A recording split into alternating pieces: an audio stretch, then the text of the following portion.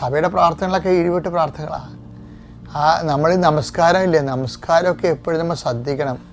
അതൊക്കെ നമ്മൾ സഭ പഠിപ്പിച്ചു വന്ന പ്രാർത്ഥനകളായിരിക്കും നമ്മളെപ്പോഴും രക്ഷപ്പെടുത്തുന്നത്. പക്ഷെ അത് കാണാതെ പഠിക്കണം. പുസ്തകം ചോദിച്ച് നടക്കണമല്ല വിഷയം. ഒരു പ്രാർത്ഥന നമുക്കറിയാമെങ്കിൽ അതൊരു വലിയൊരു ഇൻസ്ട്രുമെൻ്റാണ്. ശരിക്കും അതൊരു ഇൻസ്ട്രുമെൻ്റാണ്. ഞാനെന്നൊക്കെ ചൊല്ലിക്കൊണ്ടിരുന്ന പ്രാർത്ഥന എന്താ? കർത്താവിൻ്റെ മാലാഖയാണ്. പക്ഷെ ഇന്ന് ഞാൻ കർത്താവിൻ്റെ മാലാഖ ചെല്ലുമ്പോൾ മുട്ടി നിൽക്കും. എന്താ കാര്യം എന്നറിയാമോ?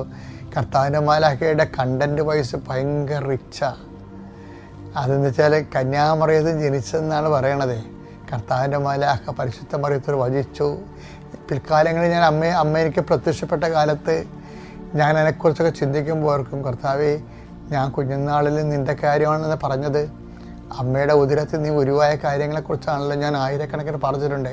ഈ കർത്താവിൻ്റെ മാലാഖ എനിക്ക് വെളിച്ചമില്ലായിരുന്നു, എൻ്റെ കയ്യിൽ വെളിച്ചം പറഞ്ഞു തരായിരുന്നു. ആ സമയത്ത് ഈ കർത്താവിൻ്റെ മാലാഖയായിരുന്നു എൻ്റെ വെളിച്ചം.